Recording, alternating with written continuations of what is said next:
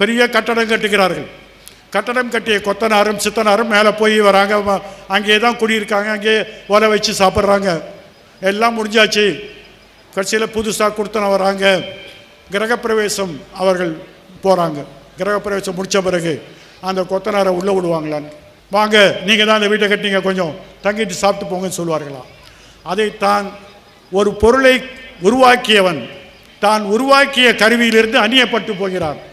இதை Karl Marx அவர்கள் அது ஒரு கதை சொல்லுகிறார்கள். என்ன கதை என்றால், ஒரு பெண்ணுக்கு ஜன்னி ஜுரம் கால்பிடிக்கிறது. மிக அதிகமான டெம்பரேச்சர், குழந்தை பிழைக்கமான்னு தெரியாது. இங்கிலாந்து நாட்டில் குளிர் மிக அதிகம். அப்போ எல்லார் வீட்லேயும் நெருப்பை மூட்டி நிலக்கரியை வைத்து சூடு வைப்பார்கள். ஏழை வீட்டில் அப்படிப்பட்ட ஏற்பாடு இல்லை. அந்த குழந்தையுடைய அப்பா நிலக்கரி சுரங்கத்தில் வேலை பார்ப்பவர். வீட்டில் நிலக்கரி இல்லை என்பதனால் செத்து விடுகிறது. அந்த குழந்தையுடைய அம்மா கேட்கிறார்கள், ஏன் உன்னால் நிலக்கரி வாங்க முடியவில்லை என்று. அவர் சொல்கிறார், அந்த சுரங்கத்தில் அதிகமாக நிலக்கரி உற்பத்தினால என்னை வேலையை விட்டு அமைச்சிட்டாங்க, இப்போ எனக்கு வேலை கிடையாது. பொருளை அதிகமாக உற்பத்தி செய்தார்கள், வேலை போய்விட்டது.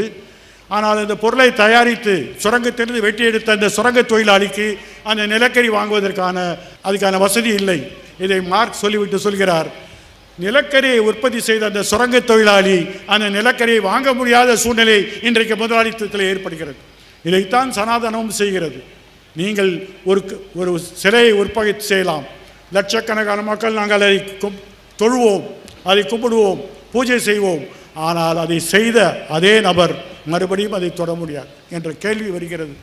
இதைத்தான் நீங்கள் இந்தியாவிலே அந்த ராமர் என்ற கோஷத்திலே இந்துக்களை எல்லாம் சேர்க்க வேண்டும் என்று சொல்லும்போது மிக அருவருக்கத்தக்கமான விஷயம் பார்க்கிறோம். சங்கராச்சாரியார் சொல்கிறார்கள், நாங்கள் பிரதம அமைச்சர் அந்த பூஜை அறையில் இருக்கும்போது நாங்கள் கைத்தட்டி வேடிக்கை பார்க்க வேண்டுமா என்று சொல்கிறார்.